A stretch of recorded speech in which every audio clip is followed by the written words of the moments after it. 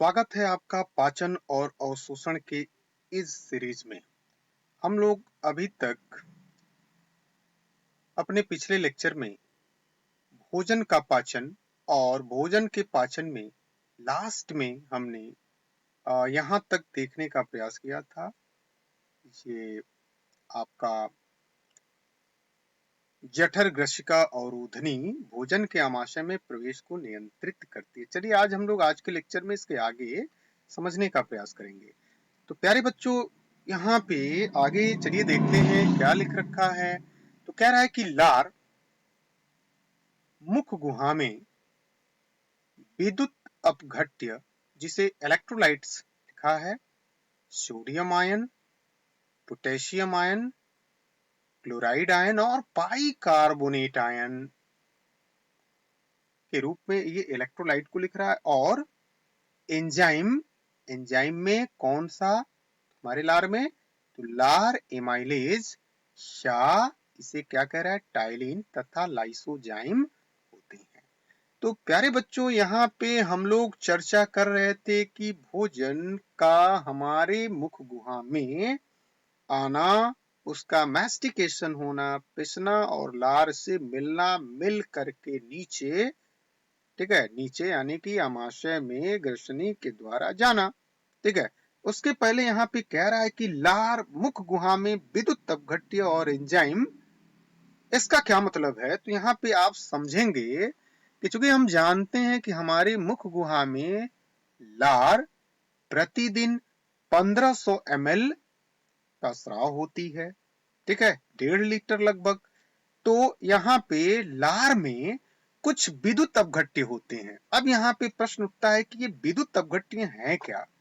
विद्युत अपघट्य, तो प्यारे बच्चों, विद्युत अपघट्य का मतलब होता है कि ऐसे पदार्थ जिनके अंदर मुक्त इलेक्ट्रॉन होते हैं, ऐसे पदार्थ जिनके अंदर मुक्त इलेक्ट्रॉन होते हों, और उन पदार्थों को इनके पाए जाने के कारण हम क्या कहते हैं, इनको विद्युत चालन कहते हैं या विद्युत चालन बना देते हैं। किसकी उपस्थिति से, तो मुक्त आयन की उपस्थिति से।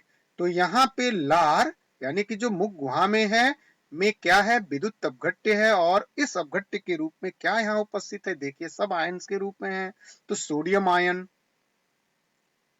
Potassium ion, chloride ion, bicarbonate ion या CO3 बाइकार्बोनेट के रूप में, ठीक है, ये यहाँ विद्युत अपघट्य के रूप में उपस्थित है। अब इनकी खासियत यह होती है, हम लोग ऐसा समझ सकते हैं कि यह किसी के साथ मिल करके उसको तोड़ने का काम करती है।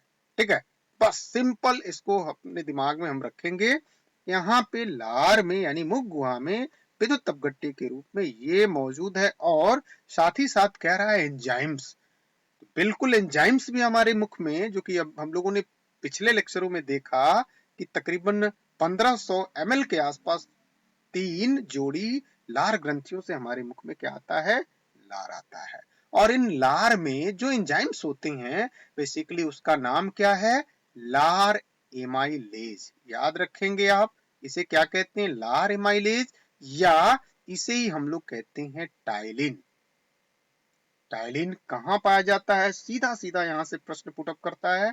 तो टाइलिन हमारे मुख में सैलिवरी ग्लैंड्स के द्वारा स्राव होता है, जिसे हम लोग क्या कहते हैं, लार एमाइलेज या टाइलिन। ठीक है, या तकरीबन 1.5 लीटर के आसपास एक दिन में स्राव होता है। माने जो टोटल लार है 3 ग्लैंड से, वो 1.5 लीटर के आसपास आती हैं।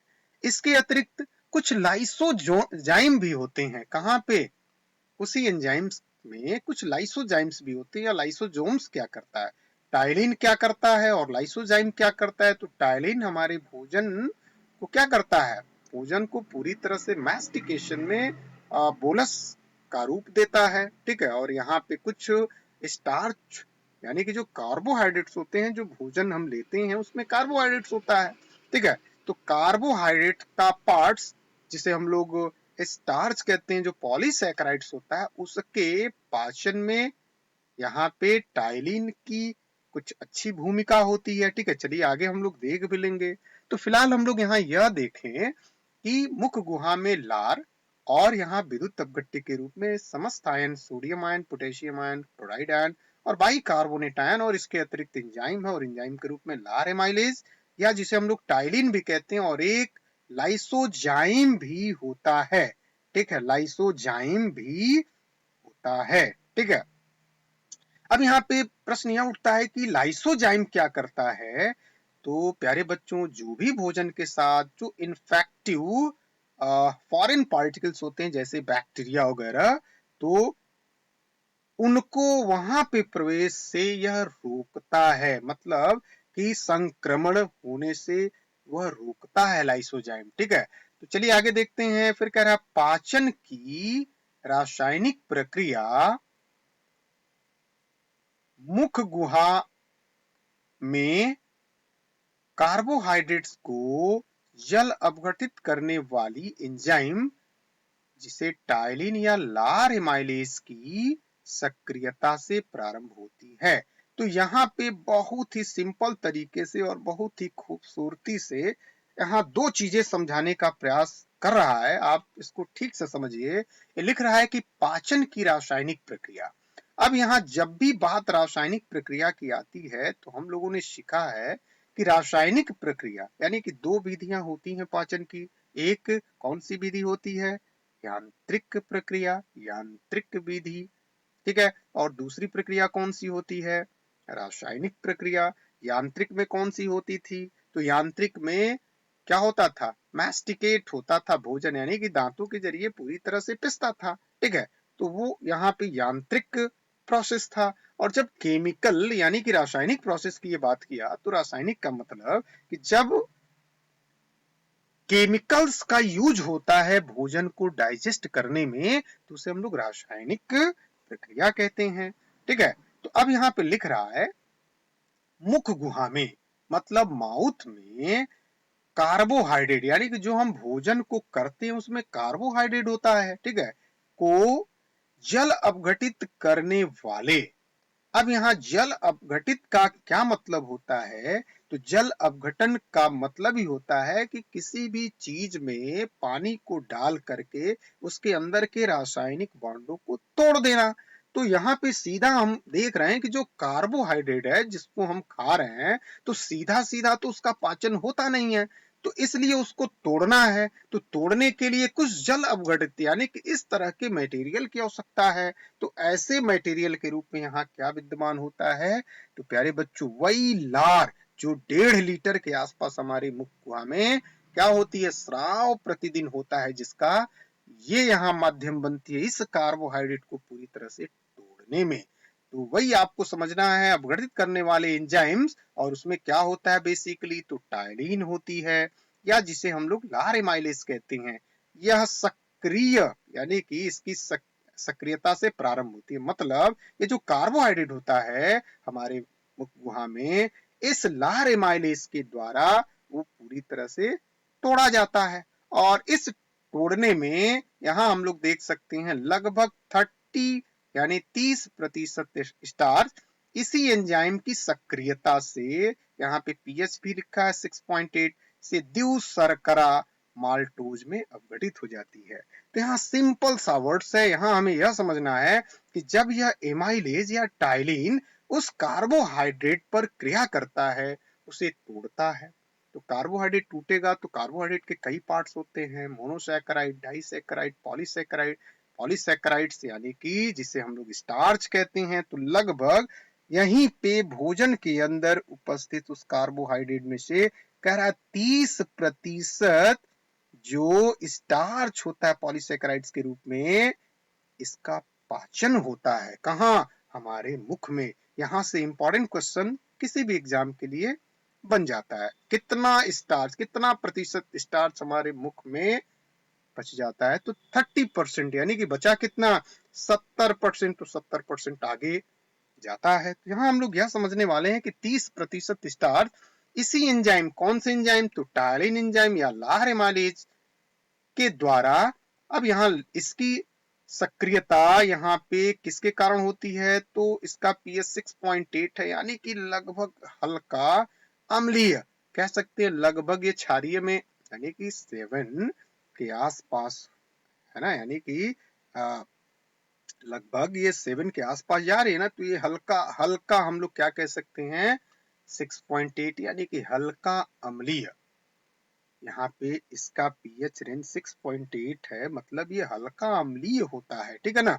से क्या होती है, यदि ये 7 से अधिक होता तो 7 से अधिक होता तो हम लोग क्षारीय लिखते हैं, 7 से कम है तो एसिडिक लिखेंगे, तो बहुत कम है तो हम लोग हल्का अम्लीय कह सकते हैं नेचर में इस एंजाइम की, ठीक है। से यह स्टार्च क्या होता है, द्विशर्करा माल्टोज। अब द्विशर्करा माल्टोज का मतलब डाइसैकराइड माल्टोज हम लोग इसको कह सकते हैं, डाइसैकराइड माल्टोज। माल्टोज इसमें क्या होता है, टूट जाता है या अपघटित हो जाता है। प्यारे बच्चों, सीधा सीधा हमने यह सीखा कि जो हम लोग खाते हैं उसमें कार्बोहाइड्रेट है, वह एंजाइम यानी कि टाइलिन की उपस्थिति में वो टूटता है, टूटने पर जो उसमें से स्टार्च यानी पॉलीसैकेराइड्स का रूप जो होता है स्टार्च के रूप में, वह इसी एंजाइम यानी कि 6.8 पीएच पर यह टूट करके डाइसैकेराइड माल्टोज में क्या होती है, अपघटित होती है। मतलब यहाँ पे सीधा सीधा समझ लीजिए कि स्टार्च एमाइलेज की उपस्थिति में यहाँ दिखा रखा है, यह स्टार्च टाइलिन या एमाइलेज की उपस्थिति में, यहाँ टाइलिन भी लिख सकते हैं, किसमें टूट जाता है, माल्टोज में टूट जाता है, और यह माल्टोज क्या होता है, डाइसैकेराइड्स होता है, ठीक है। और यहाँ पे पीएच रेंज यानी कि पीएच भी हम लोग दिखा सकते हैं 6.8, यानी कि इस पीएच पर इस एंजाइम की उपस्थिति पर यह पॉलीसैकेराइड टूट करके क्या बन जाता है, डाइसैकेराइड माल्टोज में कन्वर्ट हो जाता है, ठीक है। अब यहाँ पे आगे देखा जाए तो पुनः ये अपघटित होने के बाद लार में उपस्थित लाइसोजाइम, मतलब इसके अतिरिक्त एंजाइम के अतिरिक्त भी हम लोगों ने पीछे देखा कि क्या पाया जा रहा था, लाइसोजाइम। यहाँ पे देखिए ये है लाइसोजाइम, तो यह लाइसोजाइम क्या कर रहा है, तो लाइसोजाइम जीवाणुओं के संक्रमण को रोकता है, माने उसके अंदर जो भी बैक्टीरियल इन्फेक्शन होता है उसको यह रोक देता है। इस तरह से यहाँ पे स्टार्च का 30% भाग हमारे मुख में क्या हो जाता है, डाइजेस्ट हो जाता है। तो आज के लेक्चर में बस इतना ही, हम लोग नेक्स्ट लेक्चर में यहाँ से पढ़ना चालू करेंगे, यानी कि अमाशय की स्थिति को सीखेंगे। तब तक के लिए धन्यवाद।